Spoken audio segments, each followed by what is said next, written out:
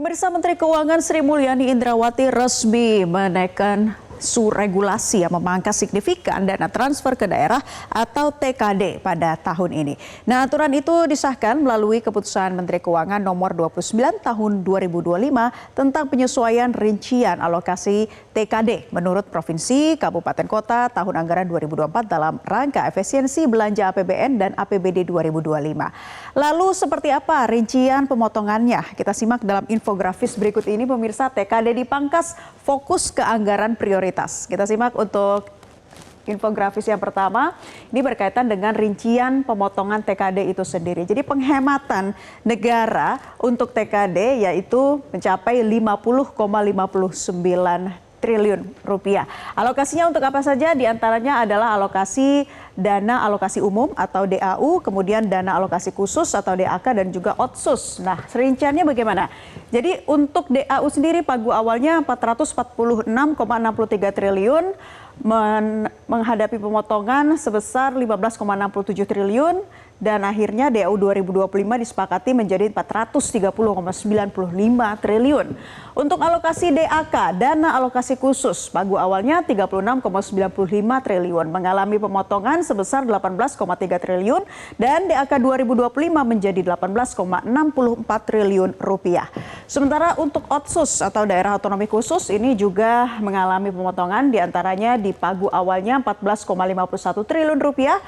Terus kemudian ini ada pemotongan sebesar 509,45 miliar rupiah maksud saya. Kemudian ini rinciannya adalah terdiri dari Papua, di mana ini ada 9,69 triliun, Provinsi Aceh 4,3 triliun, dana keistimewaan Yogyakarta 1 triliun, pos kurang bayar DBH 13,9 triliun, serta ada dana desa yang hanya 69 triliun saja. Jadi otsus ini semuanya mengalami pemotongan dan penurunan dibanding dengan tahun sebelumnya. Nah, TKD ini adalah dana yang bersumber dari APBN dan merupakan bagian dari belanja negara yang dialokasikan dan disalurkan kepada daerah untuk dikelola oleh daerah dalam rangka mendanai penyelenggaraan urusan pemerintahan yang menjadi kewenangan daerah.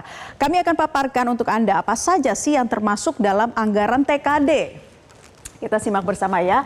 Anggaran TKD berupa transfer dana perimbangan yang termasuk diantaranya yaitu transfer DBH pajak, DBH cukai hasil tembakan, kemudian ada DBH sumber daya alam, DAU dan DAK yang tadi sudah saya jelaskan yang juga mengalami pemotongan. Kemudian transfer dana otonomi khusus yang ada di bagian dalamnya yaitu transfer dana otonomi Papua dan Papua Barat, ada transfer dana otonomi khusus Provinsi Aceh, dan ada juga yang disebut transfer dana penyesuaian yaitu tunjangan profesi guru, tambahan penghasilan guru PNSD, kemudian juga bantuan operasional sekolah serta dana insentif daerah dan P2D2. Jadi kita sudah tahu apa saja yang termasuk dalam TKD itu tadi yang ternyata mengalami sejumlah pemotongan.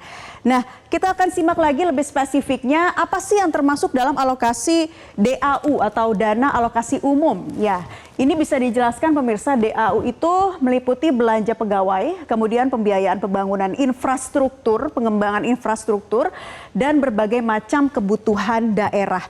Jadi DAU ini tujuannya untuk pemerataan kemampuan keuangan antar daerah dan mendanai kebutuhan daerah dalam rangka desentralisasi. Ada rumusnya untuk penghitungan dan juga pembagian DAU itu tadi. Selain DAU ada juga dana alokasi khusus atau DAK. DAK itu dibagi dua, ada DAK fisik dan DAK non fisik.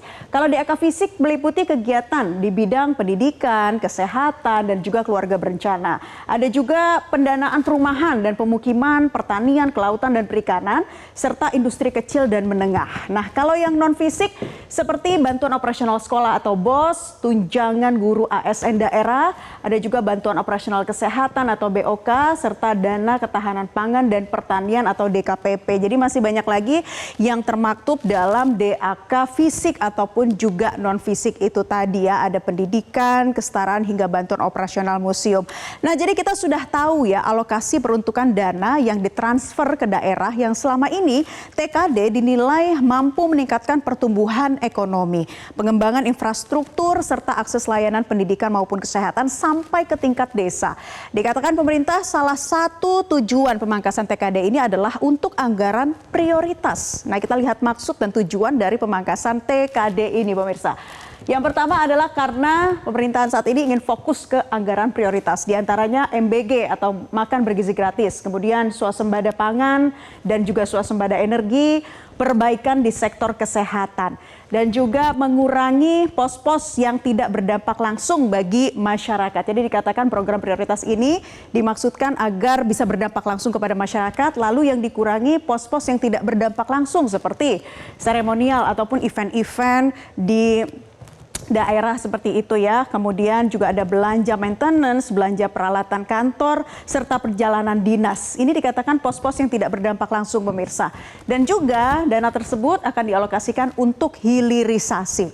Nah memang kalau kita lihat mengenai hilirisasi ini juga menjadi salah satu ya kebijakan yang memang diharapkan bisa berdampak langsung. Nah, pemangkasan anggaran dana transfer ke daerah tentu ini menimbulkan kekhawatiran. Tapi kita lihat lagi pemirsa berkaitan dengan tantangan kebijakan pemotongan anggaran melalui TKD ini seperti apa. Jadi ada wilayah Indonesia Timur yang masih membutuhkan anggaran infrastruktur dasar dan pelayanan publik. Berdasarkan hasil penelitian dari tahun ke tahun, memang wilayah Indonesia Timur ini membutuhkan pembangunan infrastruktur, layanan kesehatan yang ternyata selama ini masih belum rata dan masih timpang. Kemudian penyesuaian anggaran yang terlalu ketat ini dapat menghambat pembangunan. Nah ini juga perlu diantisipasi oleh pemerintah dalam hal pemotongan TKD, serta pemerintah perlu mempertimbangkan fleksibilitas dalam penghematan di tingkat daerah. Ya, jadi itu dikatakan pemirsa pemangkasan anggaran ini tentu menimbulkan kekhawatiran di kalangan pemerintah daerah. Lantas kebijakan ini dinilai berpotensi berdampak langsung pada keberlanjutan program pembangunan serta pelayanan publik yang sangat bergantung pada dana transfer dari pusat yang selama ini sudah dilakukan. Lalu dengan pemotongan ini, para ekonom dan pengamat menyebut pentingnya desain program yang efisien dan efektif untuk bisa memastikan dampak positif bagi program yang diprioritaskan kepada masyarakat. Artinya selain dampak positif, ada juga dampak langsungnya yang bisa dirasakan oleh masyarakat akibat pemotongan ini. Nah, pemerintah juga diharapkan bisa lebih terbuka dalam proses alokasi anggaran agar kebijakan ini bisa mendapat dukungan penuh dari publik dan juga pemangku kepentingan. Nah, pemirsa, kami masih akan mengulasnya lebih jauh berkaitan dengan dampak dari pemotongan TKD ke sejumlah daerah ini. Kami akan membahasnya dipandu oleh rekan Anggi Hasibuan. Silakan Anggi. Terima kasih Nela. Dan pertanyaan berikutnya pemirsa, apakah dampak dari pemangkasan ini akan